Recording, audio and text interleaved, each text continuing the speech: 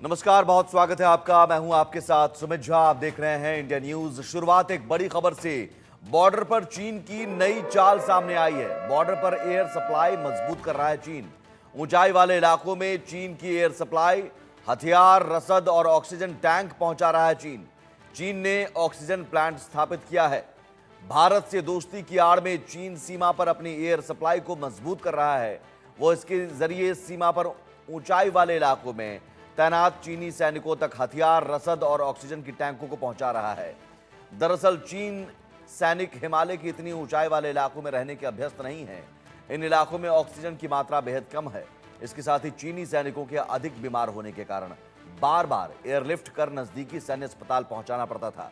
ऐसे में चीन ने इन इलाकों में अपनी एयर सप्लाई को मजबूत किया है। इससे चीनी सेना को भारतीय सीमा के नजदीक ज्यादा समय तक रुकने में सहूलियतें मिलेंगी।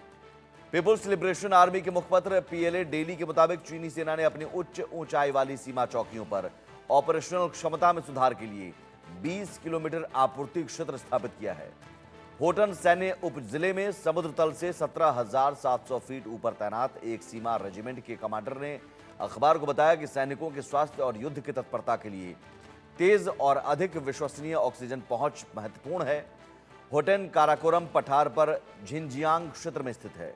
यह इलाका गलवान से बहुत दूर नहीं है, जहां 15 जून 2020 को चीनी और भारतीय सैनिकों के बीच झड़प हुई थी। चीन और भारत 3500 किलोमीटर विवादित सीमा साझा करते हैं। भारत और चीन की सीमा पर कुछ इलाके ऐसे हैं जहां ऑक्सीजन का स्तर समुद्र तल के 40% से भी कम है। चीन की कोशिश सीमावर्ती इलाकों में अपनी सैन्य मौजूदगी बनाए रखने और साथ ही भारत पर दबाव बढ़ाने की भी है। इसके लिए वो लगातार सीमा पर सप्लाई को मजबूत कर रहा है। चीन ने कुछ दिनों पहले इसी इलाके में बड़े पैमाने पर सैन्य अभ्यास भी किया था। इस दौरान चीन ने ऊंचाई वाले इलाकों में अपनी सैन्य तैयारियों को परखा और दुश्मन पर ड्रोन से हमला करने के तरीकों का अभ्यास किया। माना जा रहा है कि चीन की इन हरकतों के कारण सीमा पर तनाव बना रहेगा और भारत भी पूरी तैयारी के साथ इन इलाकों में डटा रहेगा।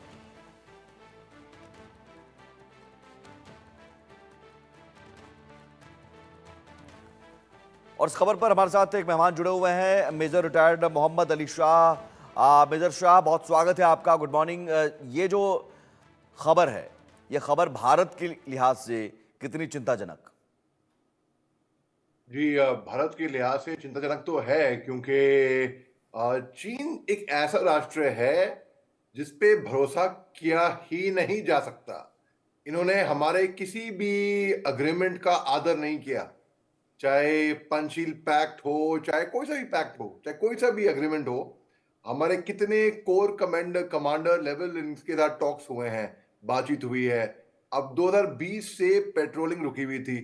पिछले अब कुछ महीनों पहले, पिछले साल आखिरी में हिंदुस्तान ने बोला चलो एक और चांस दे देते हैं चीन को, कम्युनिकेशन से बात आगे निकलेगी, देखते हैं कि क्या है, it's worth giving a chance. तो Indian foreign secretary Vikram Misri साहब ने इन्फॉर्म किया था उस टाइम पे कि ये रिजल्ट था जो डिस्कशंस जो हुए हैं हिंदुस्तान और चीन के बीच में, और एक अग्रीमेंट रीच हुआ था। और बल्कि प्रधानमंत्री नरेंद्र मोदी साहब और शी जिनपिंग साहब की भी बायलैटरल टॉक्स हुई थी, और बॉर्डर स्टैंड ऑफ के को लेके। अब चीन जो है चालबाजी करता है, सबको मालूम है। हमारी आर्मी ने कॉशियसली ये कदम उठाए थे, मालूम था कि ये पॉलिटिकल डिसीजन था कि भाई चीन के साथ एक और मौका दें उनको। हमारी आर्मी क्योंकि ए पॉलिटिकल है बिल्कुल, हमारी आर्मी ने सोच समझ के टैक्टफुली, हम तैनात तो थे। तो जी हाँ, चिंताजनक बात है, लेकिन घबराने की बात नहीं है, फिक्र की बात नहीं है, क्योंकि हमारी इंडियन आर्मी तैनात खड़ी हुई है हमारी सरहदों पे, दूर दराज इलाकों में, हमारे देशवासियों की रक्षा करने के लिए, उनकी हिफाजत करने के लिए। तो चीन से घबराने की वैसे इतनी बात नहीं है, लेकिन हाँ, चिंताजनक बात इसलिए है क्योंकि अगर कोई भी हमारा मित्र क्यों ना हो, हमारा भरोसा आम जिंदगी में बता रहा हूं मैं, हमारा भरोसा तोड़ता है, तो ये चिंताजनक बात होगी। ये इससे हमें नहीं, दुख लेकिन पहुंचता एलएसी के पास मिलिट्री ड्रिल करना, ड्रोन का अभ्यास करना, सैन्य अभ्यास करना और अब हथियार और तमाम रसद पहुंचाना, क्या कोई तैयारी है? है। मेरे ख्याल से ये प्रैक्टिस कर रहे हो हिंदुस्तान के साथ, तो ये नहीं करेंगे, हिंदुस्तान के साथ तो ये अभी नहीं करेंगे, मैं आपको बता रहा हूँ। हाँ, अगर करें तो करेंगे ये ताइवान के साथ। तो हो सकता है ये रिहर्सल, कई बार आप रिहर्सल करते हैं उसी जगह पे नहीं करते, कहीं और करते हैं रिहर्सल ना। तो बस ये रिहर्सल कर रहे होंगे कि भाई ताइवान के साथ क्या करना है, वो यहाँ पर इस बॉर्डर पे कर रहे होंगे। अपनी मसल्स फ्लेक्स कर रहे हैं, अपना दमखम दिखा रहे हैं कि कितनी ताकत है। दिखाने जो ताकतवर होता है ना, उसको दिखाने की जरूरत नहीं होती है। ताकतवर सबको पता है वो ताकतवर है। जो दिखाता है उसके पास नहीं होता है, जो नहीं दिखाता है उसके पास हम नहीं दिखाते, हम करके दिखाते हैं। फर्क है दोनों में।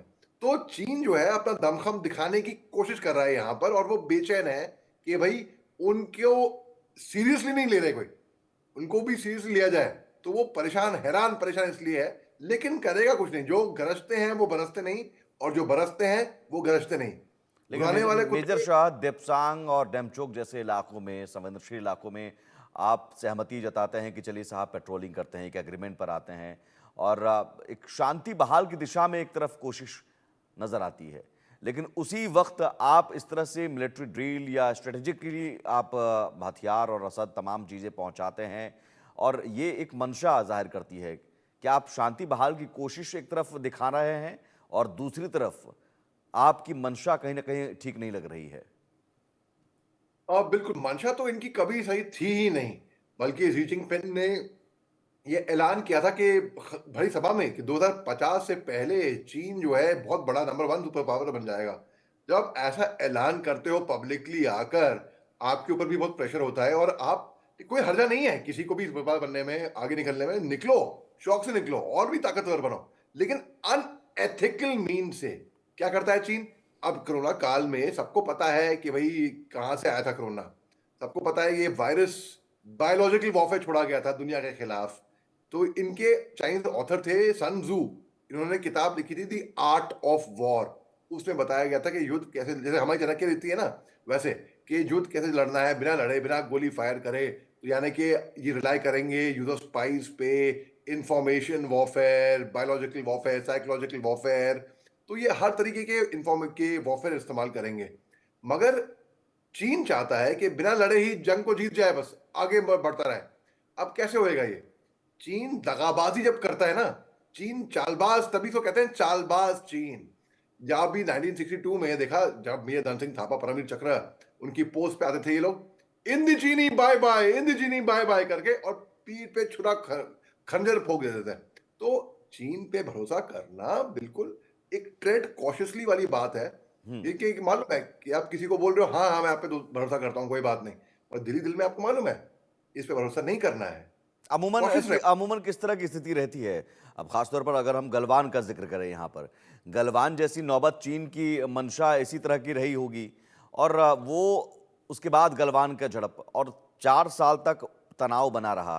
4 साल के बाद हम एक एग्रीमेंट पर आते हैं कि ठीक है, अब पेट्रोलिंग करने के लिए साझा सहमति बनती है। लेकिन किस तरह की स्थिति पोस्ट पर रहती है? चूंकि डिप्लोमेटिकली हम जरूर एक सहमति बना लेते हैं, कागज पर एग्रीमेंट हो जाता है, लेकिन वहां के सैनिक जो हैं, जो पोस्ट पर तैनात रहते हैं, उन्हें डे टू डे कहीं ना कहीं एक स्थिति बनी रहती है कि कभी कभी तनाव, कभी भी अटैक जैसी स्थिति बन सकती है। तो वहां पर जो तैनात रहते हैं सैनिक, उनके लिए कितनी ये चुनौती? बड़ा अच्छा सवाल आपने पूछा है सुमित जी। देखिए, जो सैनिक हैं हमारे लिए तो चुनौती है। जैसे कि मैं आपको एक एग्जांपल देता हूं, मैं आपको जो लेह लद्दाख का रीजन है, मेरी रेजिमेंट वहां पर रह चुकी है कुछ चंद एक साल, तुम्हें मालूम है इसके बारे में। वहां पे मैं वो उनके साथ रह के आया था कुछ टाइम। तो वहां पर इतना तापमान, इतना ठंडा होता है कि आप यकीन नहीं मानेंगे। जूस होता है, जूस को भी हम गर्म करके पीते हैं। इस तरीके का वहां पे बहुत मुश्किल। लेक पेंगोंग, पेंगोंग सो, जो कि वाटर बॉडी है, वहां पर इतनी ज्यादा ठंड होती है, खून जमा देने वाली ठंड। उस तापमान में हमारे फौजी वहां पे ब्रीफ करते हैं। चीनी फौजी जो है क्या करते हैं बताऊं आपको? ये रोबोटिक आर्मी तैयार करते हैं, क्योंकि इनके फौजी वो जाड़ा झेल नहीं पाते। तो इनमें वो दमखम है नहीं। इनके पास एक तो पहले तो वन चाइना पॉलिसी है, वन चाइल्ड पॉलिसी है। वन चाइल्ड पॉलिसी से तो इनको, आप यूट्यूब पे देख लीजिए मेरी चैनल पे, कितने बार ये लोग डरते हैं हिंदुस्तान की सेना को आमने सामने करने में। बहुत लोग सोचते हैं कि चीन का बहुत दमखम है। ये 4 गुना ज्यादा डिफेंस प्रोडक्शन में हमारे से ज्यादा खर्च जरूर करते हैं, बिल्कुल, इसमें कोई शक की बात नहीं है। मगर हकीकत की बात यह है, मैं फैक्ट बता रहा हूं ये बात। बहुत लोग क्वेश्चन करेंगे कि क्या इतने ताकतवर हैं वो जितना वो दिखाते हैं? वो प्रोपेगेंडा में यकीन करते हैं, वो अपने आप को प्रोजेक्ट करते हैं, वो दिखाते हैं साइकोलॉजिकल वॉरफेयर खेलते हैं कि हमारे पास ये है, वो है, ये है। इतने नहीं है, इतना नहीं है जितना वो दिखाते हैं अपने आप को। तो चीन जो है, रोबोटिक आर्मी तैयार करने का क्या मतलब? क्योंकि आप ज़्यादा झेल नहीं पा रहे ना। हमने देखा कि 9 दिसंबर का वीडियो था 2022 में, आपने देखा था वो हालाँकि यांगसे का था या तवांग का था, किसी को पता ही नहीं, वैसे कोई पुष्टि हुई नहीं है। जी। जो हमारे सैनिकों ने डंडे से मार के खदेड़ा था इनको, पंजाबी में गाली दे के बक-बक के। आपने देखा होगा वो। धड़ाधड़-धड़ाधड़ और भागे चीनी फौजी वहाँ से। तो ये बेसिकली इनमें बात वो नहीं है। अक्सर क्या होता है कि लाइन ऑफ एक्शन कंट्रोल जो कि 3488 किलोमीटर स्ट्रेच का एक परसेप्शन है कि यहाँ पर उनका पोस्ट, यहाँ पे हमारा पोस्ट, यहाँ हमारा इलाका, वहाँ उनका इलाका। अक्सर आमना-सामना हो जाता है बिल्कुल। और कहते हैं कि नहीं हमारे मैप के तहत तो ये इलाका हमारा है, वो कहते हैं नहीं हमारा है। और झड़प हुई है, हाथ झड़प हुई है। गलवान घाटी की बात करते हैं, वही हुआ था 2020 में। मैंने लेफ्टिनेंट कर्नल बाबू साहब के फादर का मैंने इंटरव्यू लिया था मैंने उसके बाद। जी। तो उनके फादर ने बताया कि पूरा जो उनको घर पे जो खबर आई थी, गलवान की जो खबर आई थी, वो पूरा उसके वहाँ पे बयान किया। मेरे यूट्यूब चैनल पे है वो। तो गलवान में यही हुआ था ना कि जब आमना-सामना हो गया था और बिना हथियार के कोई स्पेयर, लकड़ी, पत्थर, क्लब्स उनसे लड़े थे हमारे फौजी और उनके फौजी भी। अब आप देखिए हमारे फौजियों ने बहुत बहादुरी दिखाई। हमारे